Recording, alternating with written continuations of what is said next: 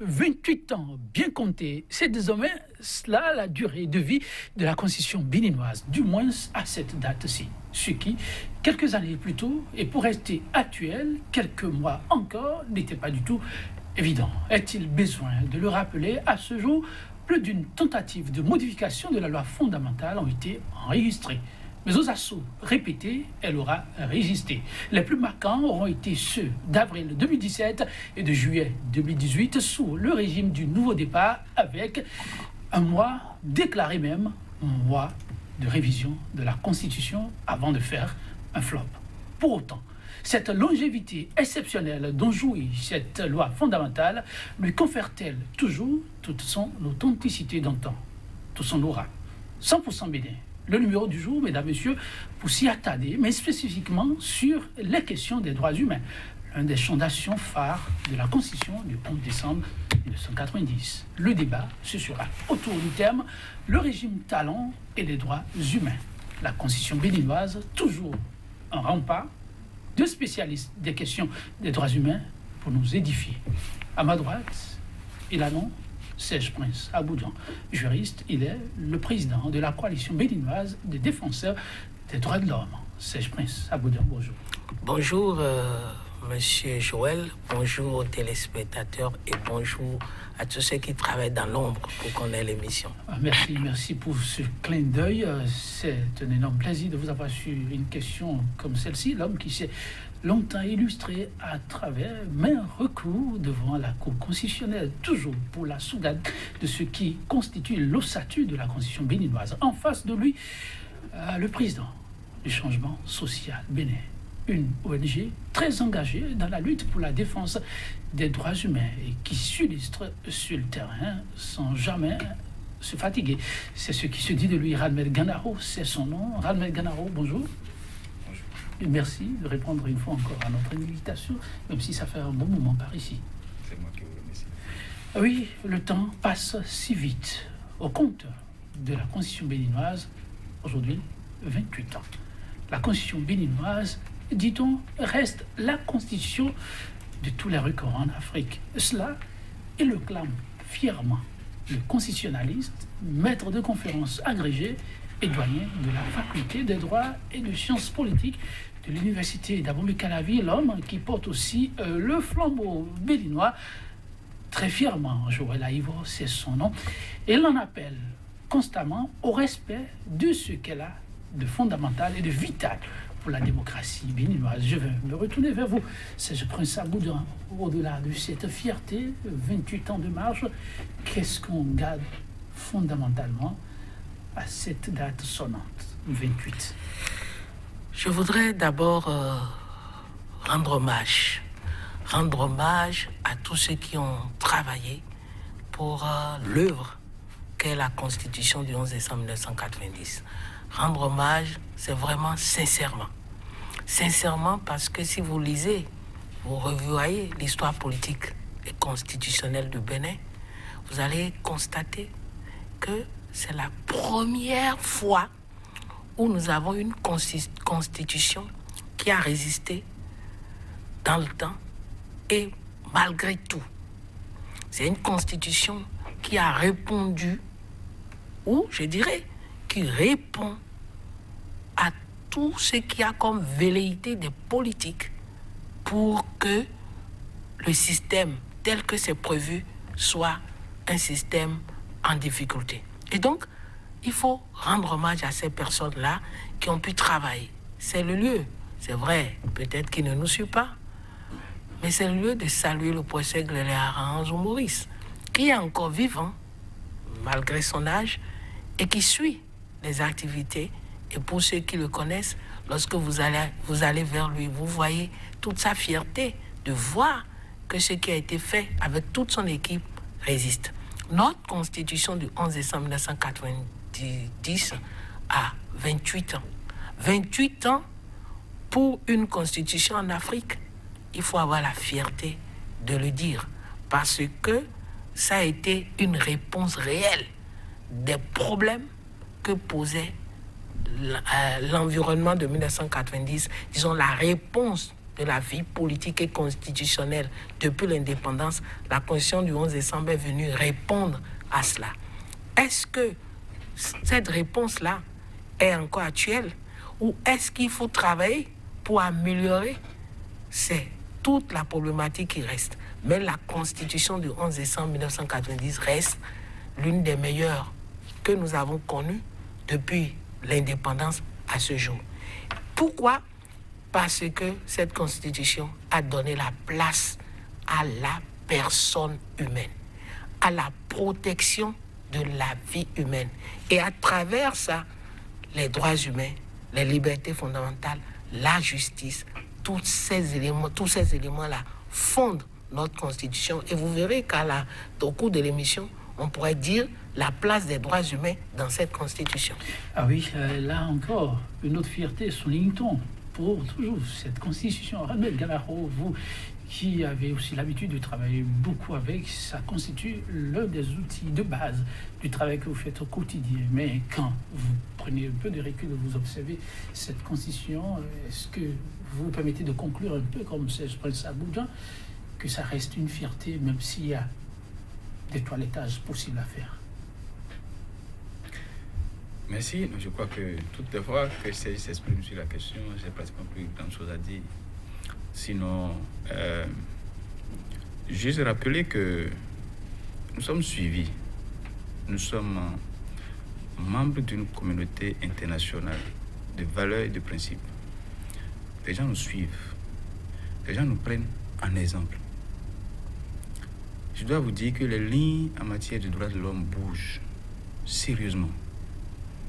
Il n'est pas exclu que des États occidentaux qui jadis servaient de repère pour nous, que si nous restons bons élèves, si nous restons sérieux avec notre Constitution, que ces États-là s'inspirent davantage de nous. Il y a assez d'indicateurs, il y a assez de classements ces dernières années par rapport à la liberté d'expression, ainsi de suite, qui positionnent des États africains, des États comme le Burkina, mieux que les États occidentaux. Ce que je veux vous dire, c'est que nous avons tout pour être un laboratoire. Nous n'avons pas de pétrole à ce jour. Nous n'avons pas le cobalt. Nous n'avons pas l'or, on n'a pas le diamant. Mais quand vous sortez, ce que les pays qui ont l'or, qui ont le diamant, qui ont tout, qui ont le pétrole, ce qui loue chez les Béninois, c'est la conférence nationale, c'est notre constitution. C'est l'alternance régulière, même si elle est sans alternative, ça c'est notre débat. Mais on ne peut pas, c'est-à-dire après 28 ans de vie de cette constitution, manquer de dire que pour nous c'est notre fierté. C'est après toute la déception qu'on a pu enregistrer avec les faux démocrates. Parce que le problème de la démocratie, ce n'est pas la démocratie le problème, c'est les démocrates, c'est les pseudo-démocrates que nous avons connus. Après toute la déception qu'on a pu enregistrer avec eux, ce qui nous reste en fait, notre fierté, c'est cette constitution en fait. On n'a plus rien d'autre. Et là où j'en ai pris conscience, c'est dans mes interactions avec les personnes que nous supposons en fait être du bas peuple, mais qui en réalité, d'esprit, constituent le haut peuple. J'ai été surpris plusieurs fois quand des citoyens d'un niveau donné me rappellent en fait, écoutez, nous sommes démocrates. Et nous avons appris à nous exprimer dans les urnes. Ça, vous entendez les Béninois le dire? Régulièrement, c'est-à-dire, quand on dit la paix qu'il y a au Bénin, elle est due à cette patience du Béninois. À s'insurger dans les urnes. Pas à la rue, mais dans les urnes. Le Béninois a appris depuis 90 à s'insurger dans les urnes. Ça peut être une insurrection teintée d'émotions pas justifiées, mais il a appris le Béninois. La constitution béninoise ramène c'est la constitution vraiment. L'autre fétiche des Béninois, c'est ce qui se dit, on en prend soin, on veille au grain, on fait attention à ce qui apparaît comme les interdits. Ce qui constitue, au fait, ces balaises. Il y en a un certain nombre. 45 minutes, c'est trop peu pour les scruter tous. Cette fois-ci, nous allons focaliser, chers invités, si vous permettez, notre attention sur ce qui aujourd'hui n'est plus une banalité. La question des droits humains est devenue comme l'épine dorsale pour pouvoir faire des préceptes de la démocratie une réalité. Alors, Serge Prince Aboudan, sur ce point, aujourd'hui, quand vous prenez du recul, qu'avez-vous envie de dire? Je pense qu'il faut comprendre la Constitution et comprendre la place des droits humains dans la Constitution. Parce que si on n'arrive pas à comprendre cela, on va banaliser. On va trouver les nouvelles théories qui consistent à dire eh bien, vous faites des droits de l'homme, mais on ne se développe jamais. Il faut qu'on se développe enfin. Il faut qu'on laisse les droits de l'homme quelque part et qu'on se développe enfin. Lorsque vous entendez ces discours de grandes personnalités, justement, c'est qu'ils ne sont pas dans la Constitution du 11 décembre 1990, puisque la Constitution a banalisé et, disons, a balisé, à dire qu'est-ce qu'il faut pour le développement du Bénin. Quelle est la condition unique pour le développement du Bénin? Vous l'avez. Il est dit dans le préambule. Affirmons solennellement notre détermination par la présente Constitution de créer un État de droit et de démocratie pluraliste,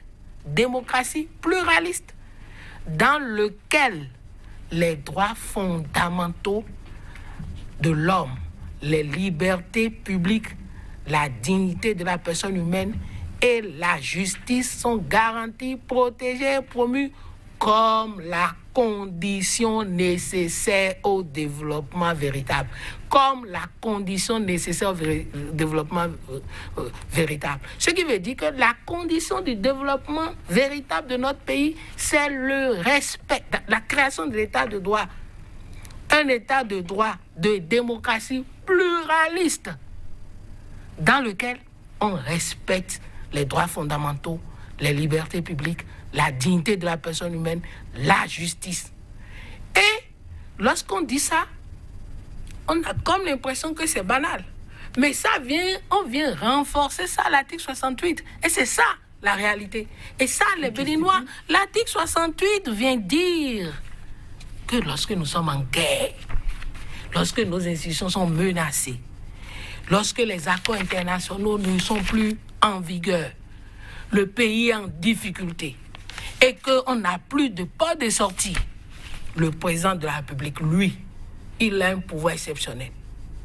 Et lorsqu'il prend le pouvoir exceptionnel, l'article dit, lorsque les institutions sont menacées, l'exécution des engagements internationaux sont menacés de manière grave, et immédiate, et que le fonctionnement régulier des pouvoirs publics et conseillers est menacé ou interrompu, le président de la République, après avoir consulté le président de l'Assemblée nationale, le président de la Cour constitutionnelle, prend en Conseil des ministres des mesures exceptionnelles exigées par les circonstances sans que les droits des citoyens garantis par la Constitution soient suspendus.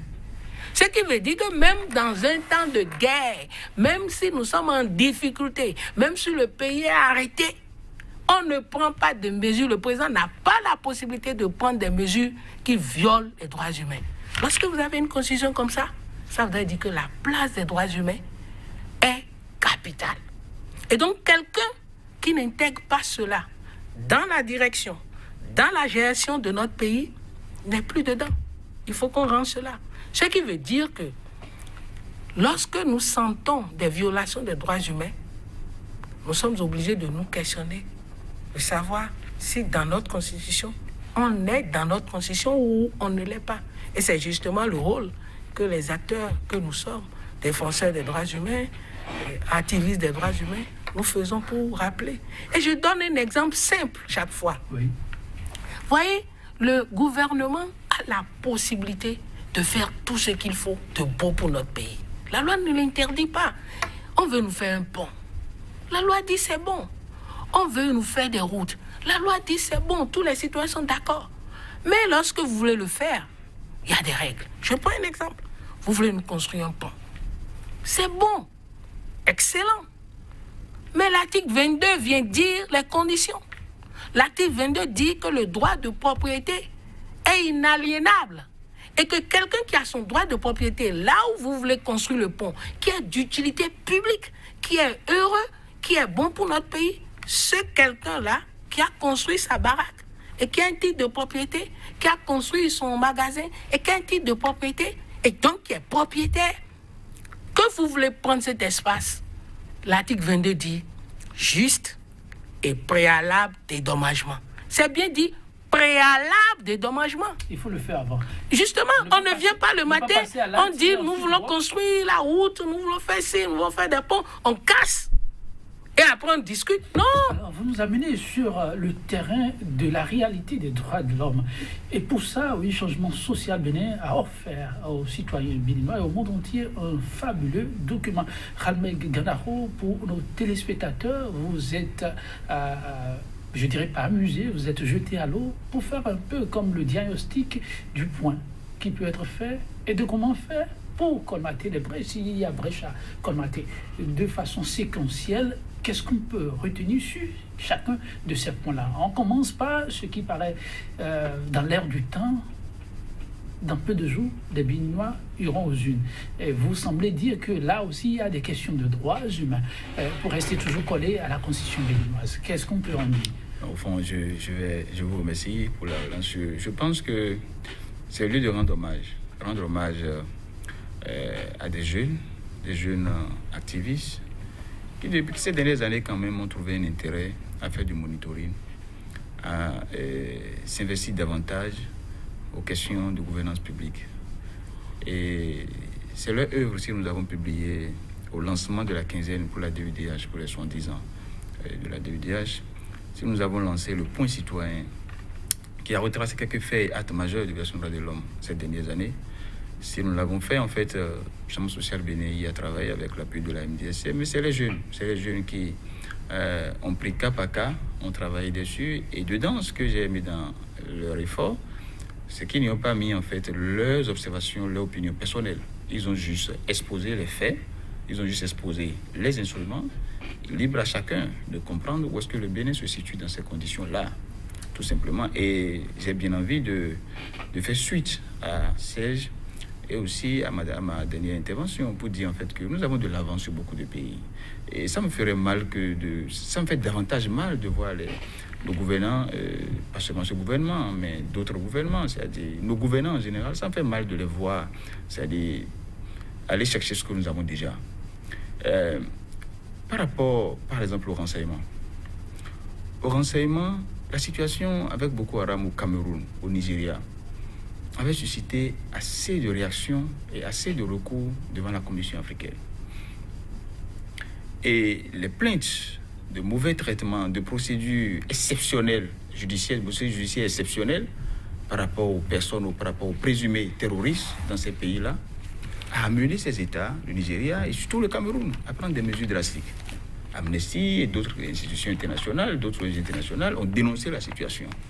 Et un travail a été fait. Et c'est dans ces conditions qu'en avril 2016, la Commission africaine a édité les lignes directrices et que les États devront suivre en ce qui concerne les mesures juridiques et judiciaires qui devront encadrer désormais la gestion de ce contexte exceptionnel de lutte contre le terrorisme.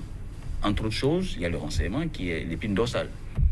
Et là, la mesure a été prise de dire qu'il faut qu'une juridiction autorise les écoutes, autorise le renseignement.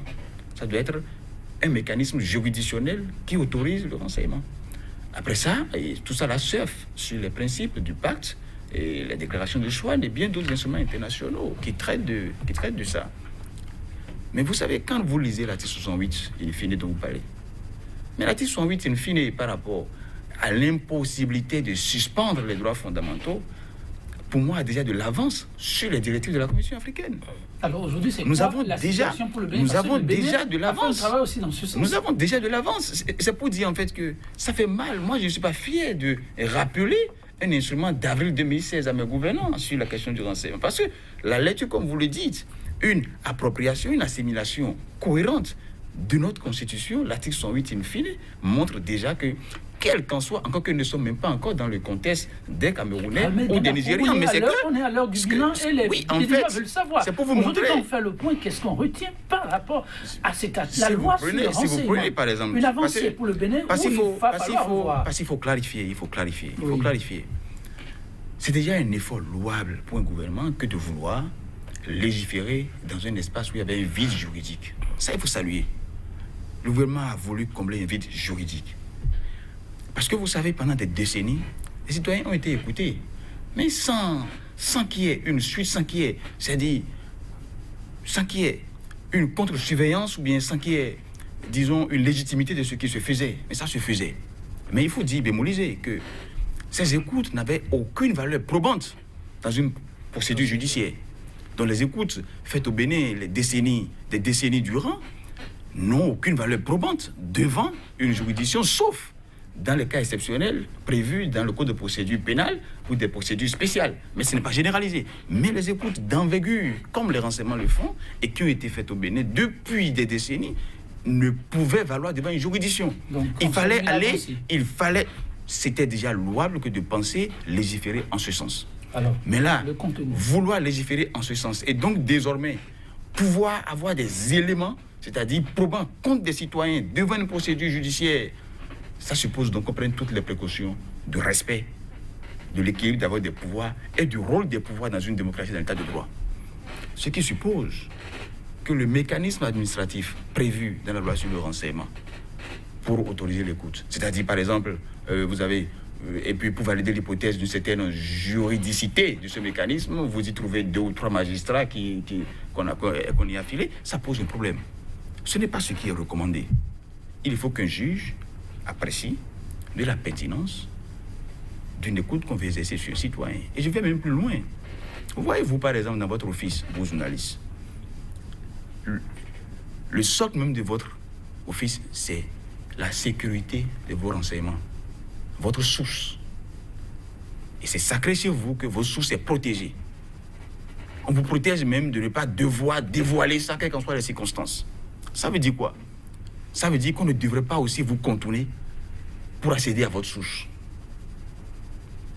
Si vous devez, en fait, d'ici à demain, dénoncer un véritable scandale, c'est-à-dire de corruption au cœur du gouvernement, en griffe, je spécule, vous voyez un peu, et que votre source d'information est à l'intérieur du dispositif, mais il est insécurisé dans un contexte où, c'est-à-dire, vous avez la loi que nous entendons. Non, il est insécurisé. Donc, on ne se rend même pas service dans un contexte où on veut lutter contre la corruption. On veut sécuriser, on fait contre les crimes, tout ça, ainsi de suite, économiques, ainsi de suite. On ne se rend même pas service quand on fait l'apologie de la lutte contre la corruption et des crimes financiers, ainsi de suite, que d'avoir de pareils instruments qui n'autodisciplinent pas ou qui, incidemment, protègent, en fait, les acteurs qui sont prédisposés à se donner à ces crimes-là. Vous permettez, si je prends ça à bout de façon synthétique, l'effort fait par rapport à cette loi sur le renseignement, quand on va présenter le tableau, pour vous, à quoi ressemble-t-il, schématiquement parlant? Et s'il faut y toucher, quel apport? Non, c'est là le réel problème.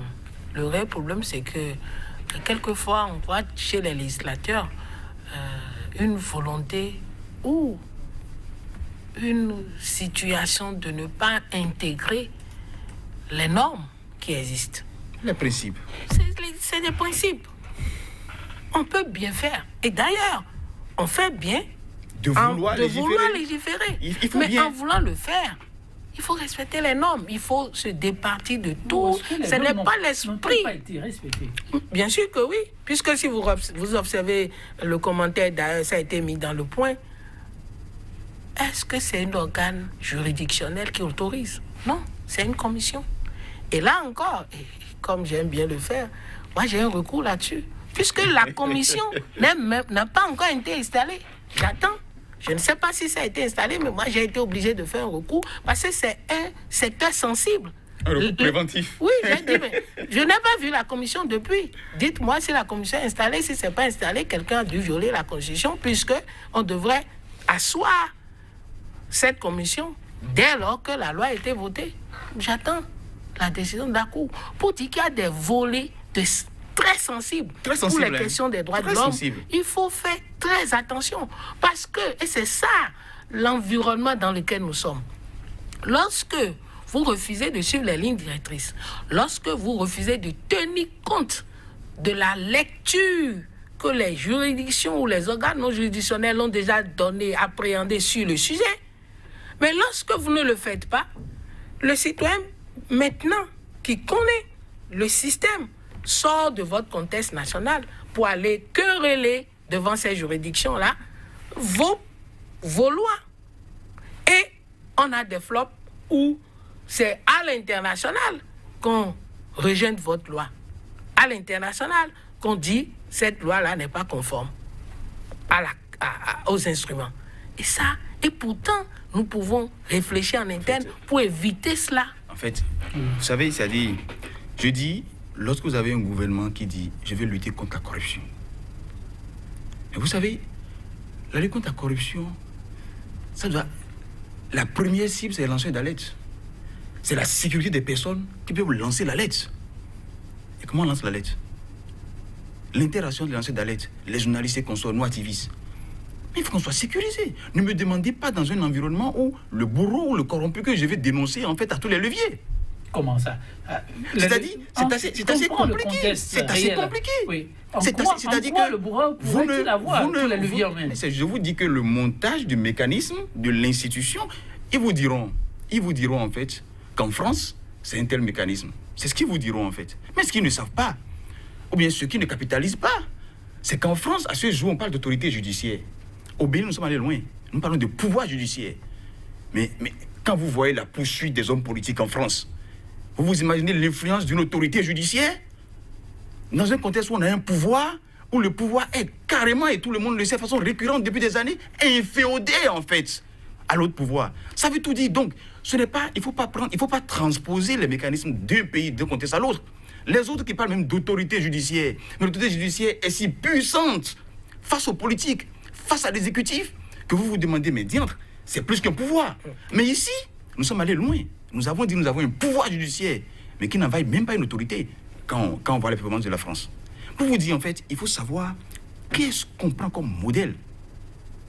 Tout au moins, si vous voulez résister, en fait, au principe, si vous voulez résister, en fait, au cadrage normatif, il faut savoir, en fait, à quelle école vous allez.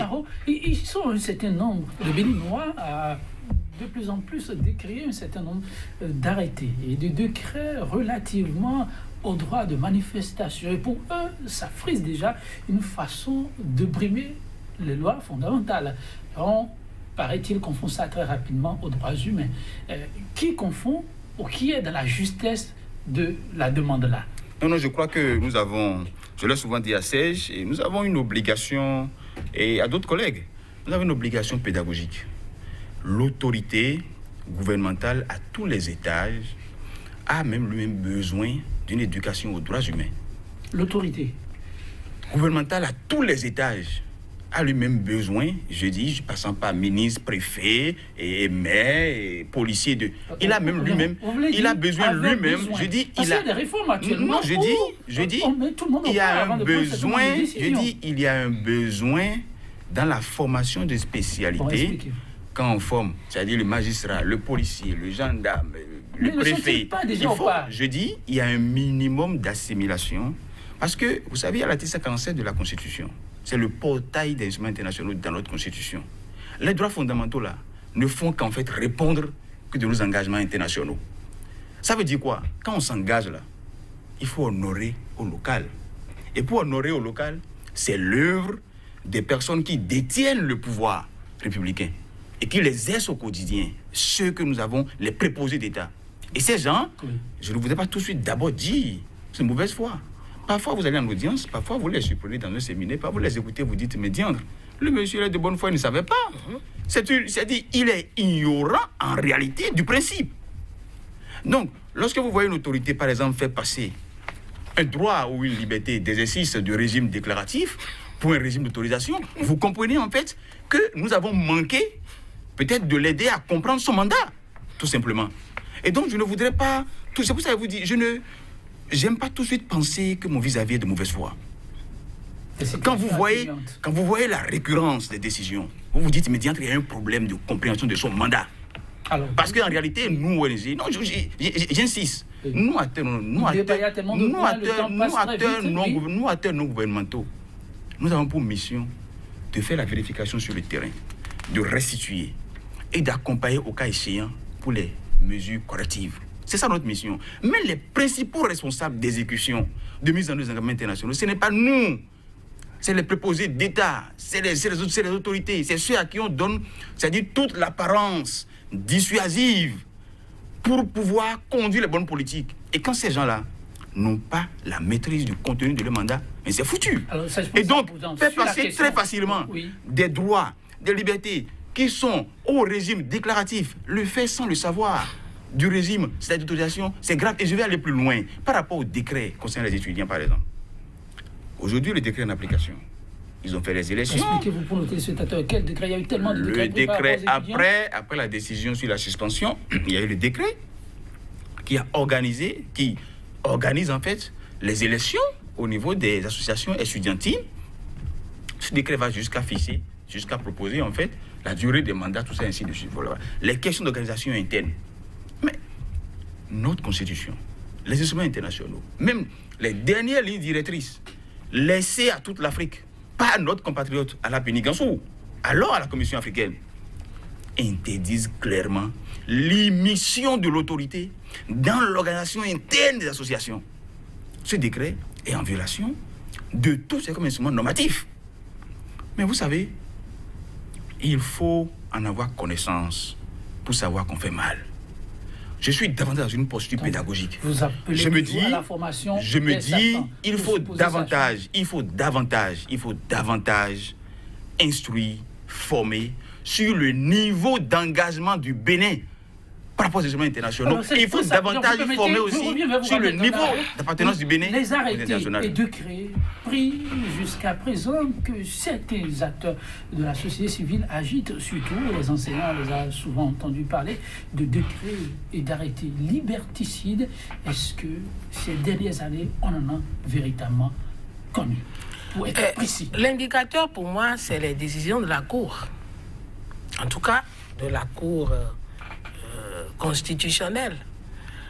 J'ai constaté qu'à un moment donné, la Cour constitutionnelle, mandat du professeur Olo, puisqu'on est en train d'analyser maintenant les décisions de la nouvelle Cour, mandat du président Diogbenou, oui. Je dis, le mandat Olo, le professeur Olo, il y a eu beaucoup d'arrêtés qui ont été cassés. Il y a eu beaucoup de décrets qui ont été cassés. Tout simplement parce que les normes n'y étaient pas. Il y a même un département dans le Bénin là qui est spécialisé à sortir des arrêtés de ce type. Il y a un arrêté qui a paru un département exceptionnel. Heureusement, la Cour l'a cassé. Okay. Un arrêté qui disait que les personnes qui vont manifester doivent présenter leur récépissé. Doivent présenter leur récépissé dans la demande de manifestation. Et fortuitement, le jour-là où ça a été rendu, cet arrêté a été rendu, j'avais juste pris... C'est dommage, c'est une anecdote que je suis obligé d'aller citer. Je me suis rappelé du vieux Maurice Grélélé que je salue. Et je me suis dit, j'irai le saluer parce qu'il y a longtemps, je l'ai vu. Et j'étais parti de mes Serge. Il y a un arrêté qui dit qu'il faut aller prendre des récépissés pour manifester. C'est vrai? Je dis oui. Je trouvais même que, quand même, si vous voulez manifester, vous devez justifier que vous existez. Il a ri, il a dit, mais la liberté d'expression, de manifester, vous voulez légiférer là-dessus? Je dis oui, mais professeur, il dit, la manifestation n'est liée à une réaction. D'accord? Et que cette réaction n'est pas contrôlée. Que si vous allez au marché, les bonnes dames sont au marché, et puis on prend une décision qui les gêne, qui ont dit, bon, désormais, vous ne voulez pas vivre ça. Elles se regroupent pour dire, nous ne voulons pas. C'est d'abord des exercices individuels. Avant Donc, il me dit, mais vous voulez aller leur dire d'aller chercher le récépissé avant de venir, que ça n'a pas de sens. Ça vient et ça, je l'ai encore constaté. 2 jours après, j'allais au bureau et c'était au moment de la grève des enseignants. Et j'ai vu des enfants lundi matin quitter l'école en manifestant parce qu'ils disaient nous voulons aller à l'école, ils avaient des branchages. Et je me suis dit, on aurait dû leur demander de prendre leur récépissé. Parce qu'individuellement, chaque élève avait le droit de s'indigner sur un fait qui lui pose problème. Heureusement que la Cour constitutionnelle, lorsque cet arrêté a été présenté, a dit sortez ça du système du juridique béninois. Ça n'existe pas. On ne peut pas, dans un mouvement, dans l'expression de la manifestation. Et vous avez vu, on ne veut pas citer un pays, les gilets jaunes là, qui sont en train de manifester et qui amènent même le président à comprendre qu'ils sont en colère aujourd'hui, ils ont qu'à le récépissé. C'est lié à une action pour dire que les normes ont des principes. Les règles ont des principes. Il y a aujourd'hui un véritable problème dans un département, je dis bien dans un département du Bénin, où on veut légiférer sur la liberté d'association. On veut même réenregistrer, alors qu'ils sont dans un régime de notification, on veut réenregistrer les associations. On leur demande de revenir, et ils vont même payer. Mais les lignes directrices, qui a piloté ça? C'est notre sœur, notre maman, le juge Alapini, ligne directrice de l'Union africaine sur la liberté d'association. Lisez, vous verrez. Mais c'est une opération.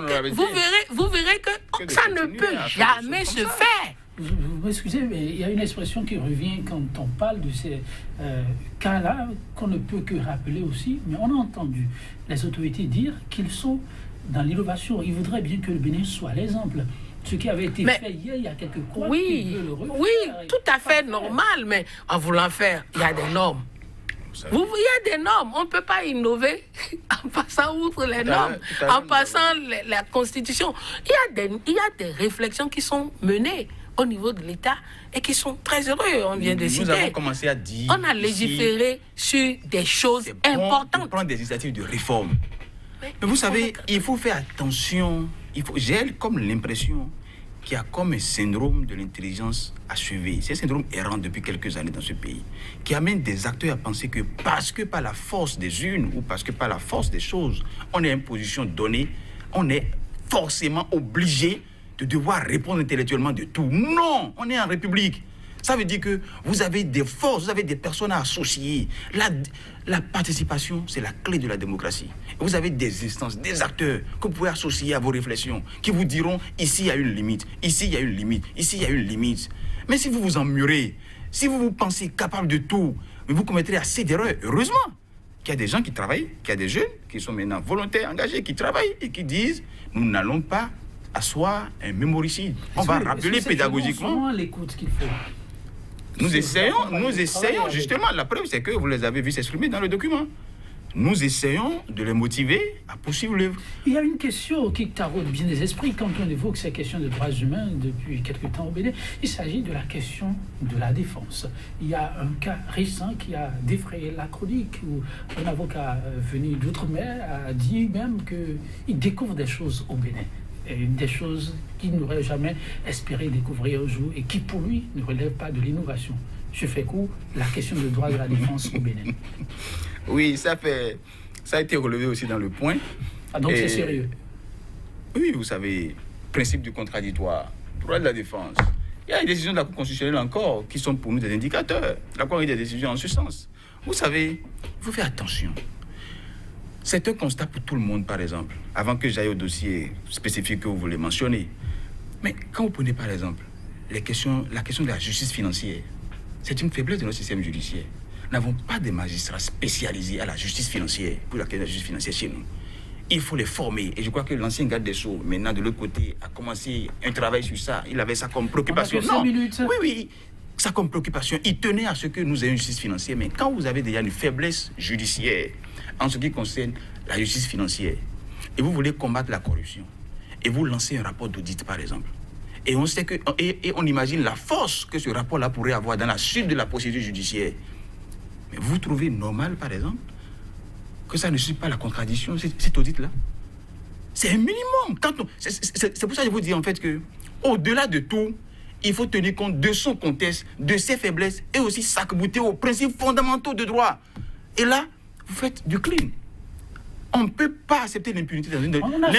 L'impunité ne peut pas construire une démocratie. Donc, nous sommes tous d'accord qu'il faut combattre l'impunité, qu'il faut poursuivre les corrompus. Mais faites-le dans les règles de l'art. La question, le dernier dossier sulfureux sur lequel maintenant on s'est vu taper dessus, parce que j'insiste à parler sur ça, parce que justement, le Changement social bénin que je préside est point focal de la coalition pour une cour africaine. On a fait le plaidoyer avec d'autres acteurs pour que le Bénin ratifie ce protocole-là. Nous avons fait le plaidoyer pour que le Bénin soit en 2016, mars 2016, le 8e pays à avoir autorisé que les citoyens saisissent la Cour africaine. Nous avions fait cette bataille-là. Et, coïncidence pour coïncidence, ce dossier sulfureux est la première question à être envoyée devant cette Cour.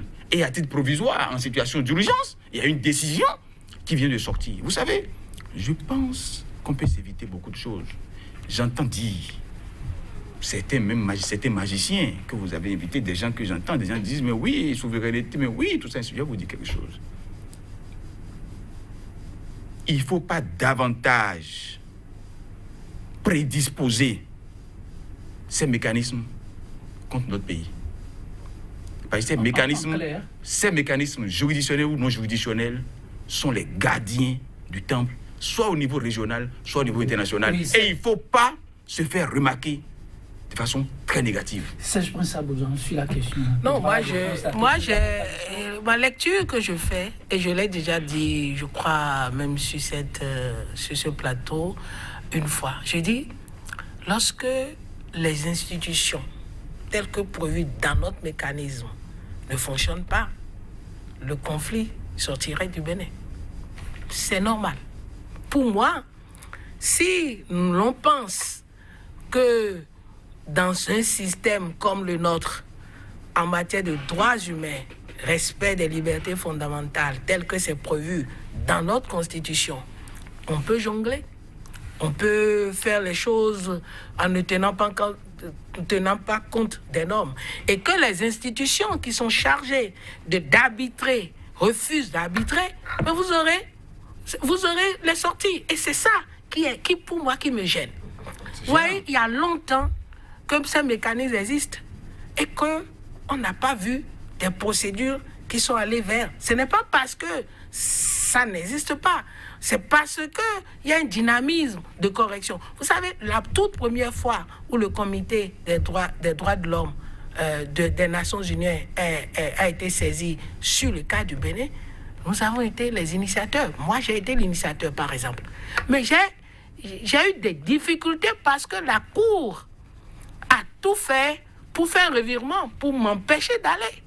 Parce qu'à un moment donné, ils se sont vus dans une situation où c'était en violation du pacte relatif aux droits civils et politiques.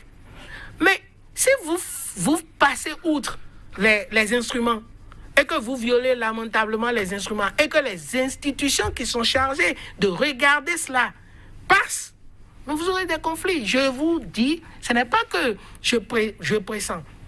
Il y a plusieurs lois qui sont votées aujourd'hui et qui vont être querellées fondamentalement devant les institutions. C'est en route, quoi. C'est fondamentalement en route.